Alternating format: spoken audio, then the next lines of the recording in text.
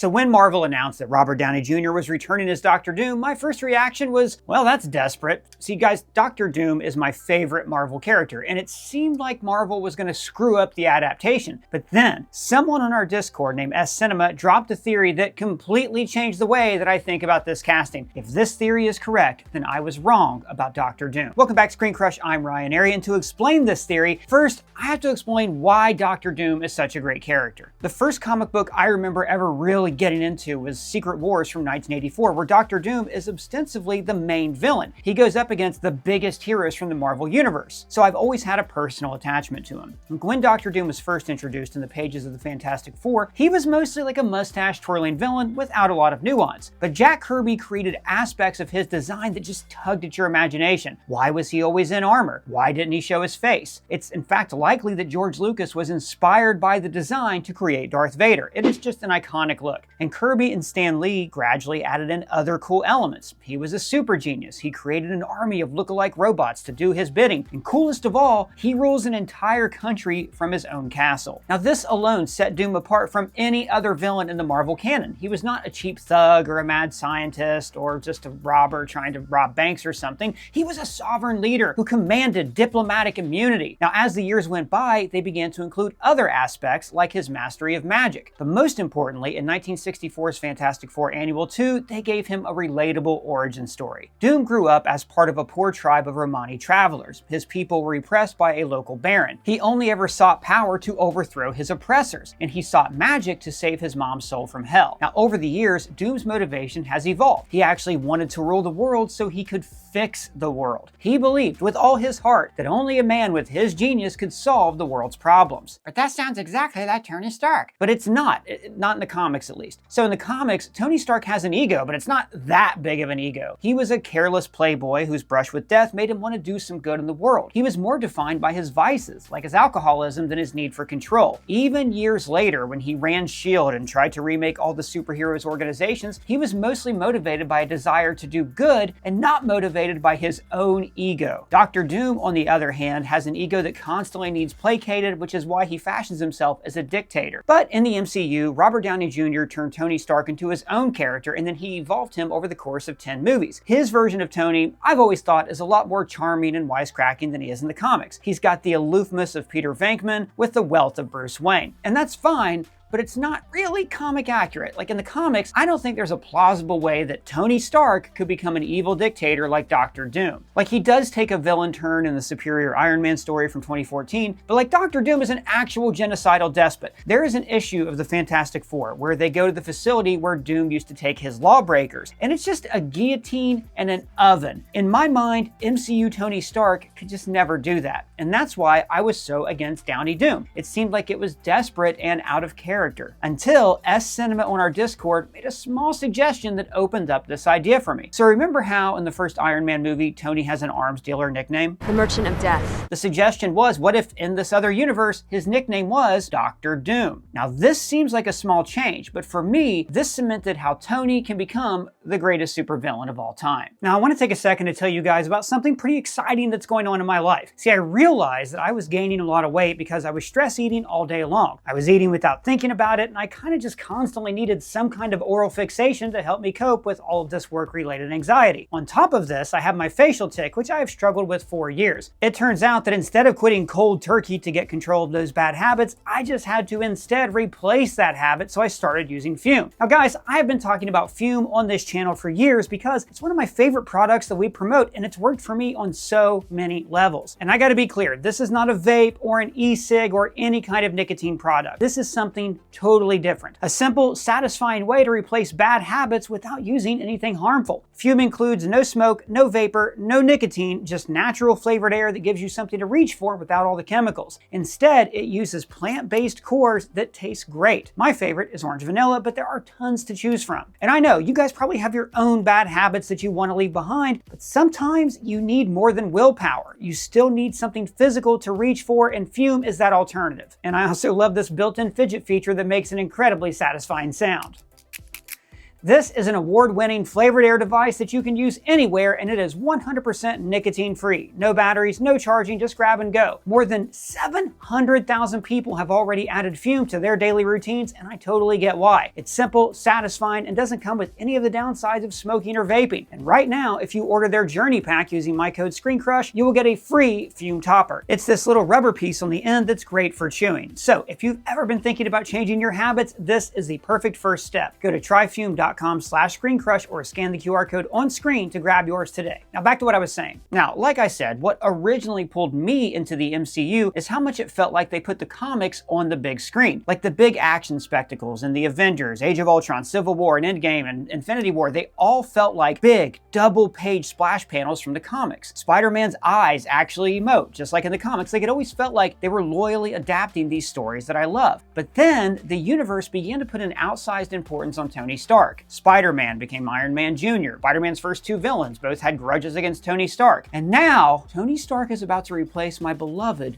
Victor Von Doom. So that takes us back to this theory. Now, it is the multiverse saga, so there are an infinite number of possibilities. So of course, there are realities where anybody could turn evil. We all have good and evil within us. The Russo brothers have said that the origin story of this Doctor Doom is tied to the snap in Endgame. And we have theorized that the snap scars Tony's face and he afterwards needs his suit to live. A lot like Darth Vader. So my question was always, how do we go from this I am Iron Man to this? As I bend the world to my will, knowing you are utterly powerless to stop me. And it's simple. In this universe, as an arms dealer, they called him Doctor Doom. I mean, think about it. Tony spent his entire arc in the MCU trying to repair his past. His first real hero turn wasn't when he used his weapons to escape the cave. That was self-serving. His first hero turn was when he said he would no longer make weapons for others. He removed himself from the system. He told the world, I am no longer your Doctor Doom. So now, let's go back to the snap, which will be Doctor Doom's origin. As we've talked about in past videos, Pepper probably has to die in the final battle in this universe. There's no way Tony becomes a villain if she is around to regulate his morality. So she's dead, he has the Infinity Stones, and he decides, well, I'm just gonna go fix the world. And this would create a slippery moral slope for him. How do you stop violent crime? Well, by creating an Iron Legion to patrol the streets. But the Iron Legion is just a small step away from Doombots, which patrol Latveria and enforce their 0% crime rate. As we see in the movies, Tony is a tinkerer. He can't resist the next discovery, the next way to keep his people safe. Now, we've already seen him spitting in the face of the government. I have successfully privatized world peace. And he also tried submitting to the government. We need to be put in check. Whatever form that takes, I'm game. Neither way worked, so maybe he decides to become the government. We've heard this kind of talk from him before. Like when Tony is at his lowest point, after he watches Peter Parker die, he says that what we needed was a pseudo-armor around the world. Remember that? Whether it impacted our precious freedoms or not. Right there, in that speech in Endgame, Tony spells out his worldview. The ends justify the means. So imagine a world where Tony lost more than just Peter Parker, where he lost Pepper, Rhodey, Steve, where all of his moral counterweights were killed in the battle against Thanos. Or worse, where he accidentally snapped them away. That version of Tony would sacrifice his own soul to keep the world safe. And as Tony gathers more power, I think the public would say, oh, it looks like Doctor Doom is up to his old ways again. Tony would probably hate this nickname because it would remind him of the man he used to be, but he wouldn't ever admit that he hated it. Hell, maybe he would even ironically embrace the name. Or maybe in this universe, he never said, I am Iron Man, and he just continued to call himself Doctor Doom, because the meaning of that would mean that he's going to bring doom to all of the terrorists and evildoers in the world. So this preserves the idea that we can still have the Doctor Doom, Victor Von Doom, at some point in the future, and this is incredibly important to me. It means that Tony Stark will not be the one and only Doctor Doom. This evil version of Tony sees himself as the ultimate hero in his universe. He's able to use his genius to solve world hunger and end war. It could also be that he is from Earth 838, the same universe as the Illuminati, and that he fills the hole that they left after Wanda.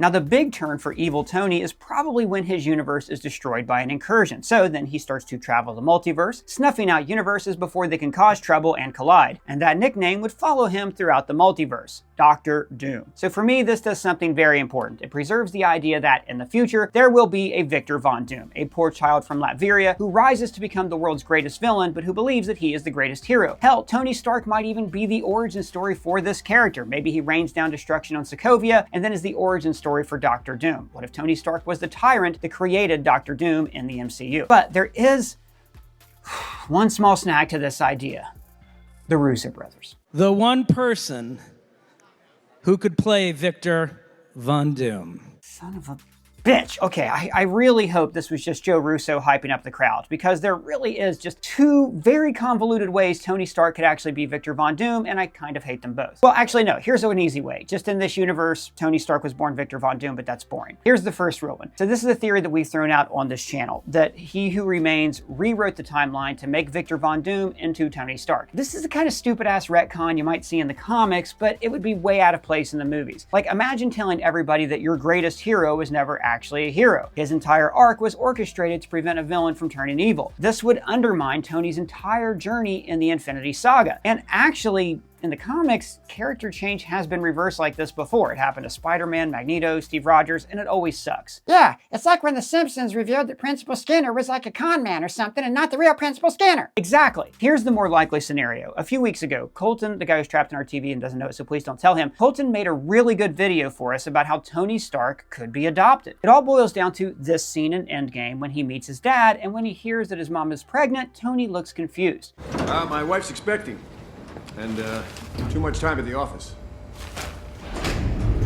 Because maybe Maria's pregnancy didn't line up with Tony's actual birthday. Now, this supports the idea that maybe she miscarried and that the Starks could have adopted a boy from Latveria who was born Victor Von Doom but then renamed Tony Stark. I hate this idea for a few reasons. One, it means that in the MCU, there can only ever be a Tony Stark or a Victor Von Doom. And like I said, I love when they adapt the comics at least somewhat accurately. Tony Stark is not Doctor Doom. They are two very similar but distinct characters. Doctor Doom actually has more in common with Reed Richards than Tony Stark. But the problem with this adoption theory is also that it's way too convoluted to explain in this film. Avengers Doomsday has to do so many things. It has to introduce us to the multiversal crisis, has to introduce Doctor Doom as the new big bad of the saga, has to reintroduce the events of Disney Plus shows like Loki for an audience who maybe didn't see those shows. It also has to introduce us to two new Avengers teams and then give their characters according motivations so we can root for them. And then bring on the X-Men, Fantastic Four, Namor, Black Panther, and all of the other heroes that we don't know about into the story in an organic way. Imagine if, on top of all of that, they also had to explain that Tony Stark was adopted. Look, he's just evil Tony Stark. We can accept that. That's really cool. Now, at our live shows, I always ask for feedback on Downey Doom, and you guys always responded with, A common answer from you guys was that this feels like a desperation play from Marvel, and I get that. The Multiverse Saga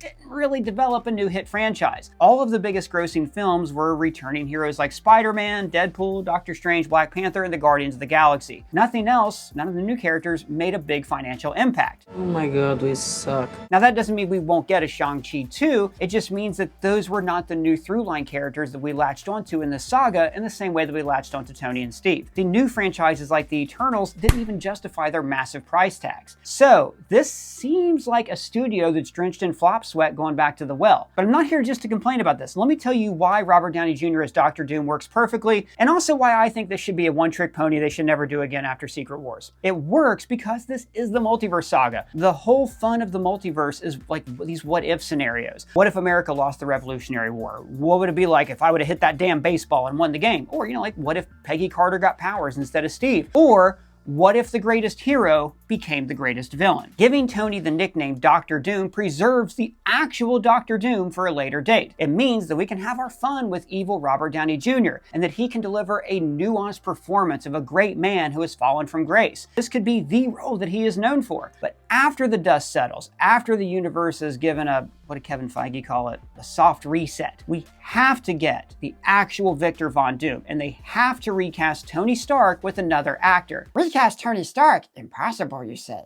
Look, dude, Robert Downey Jr. as Doctor Doom is not a sustainable story for this saga. He's 60 years old. He can play Doom for a few years. Hell, he can play Tony Stark for a few years, but eventually he's going to have to retire. And then what? We're not going to get any more Doctor Doom stories? We're not going to see any more Tony Stark stories? Because this specific version of Doctor Doom, he has to be evil Tony Stark or adopted Tony Stark or whatever. So that means that when he retires, and if Tony Stark retires, there's no more Doctor Doom. Guys, these characters are bigger than the actors. Superheroes are our modern myths. They are retellings of eternal stories that define who we are as human beings. Superman is like Hercules. He was created from a marriage of the sky and the earth. Batman is a modern-day Odysseus skilled in all means of contending. Even Marvel heroes like the Avengers are all based on archetypes. The spy, the rogue, the knight, the soldier, the monster, the god. So these characters are bigger than the people who play them. T'Challa is bigger than Chadwick Boseman, just like Spider-Man was bigger than any actor who played him, and Dr. Doom is bigger than Robert Downey Jr. So I was wrong to say that Downey Doom is an altogether bad idea. They can tell an amazing story with this version of the character. But Marvel is wrong if they think they can continue to pin their entire franchise to just one character. But what do you guys think? Have you changed your minds on Robert Downey Jr. as Dr. Doom? Is this exciting, or do you want to see them move on and do something else? And should Tony Stark continue to be Dr. Doom, and should they even recast? I know it's a hot button issue, so I want to hear from you guys down in the comments below, or you can at me on Twitter, Blue Sky Threads, or on our free to join Discord server. And if it's your first time here, please subscribe, smash that bell for alerts. For ScreenCrush, I'm Ryan Airy.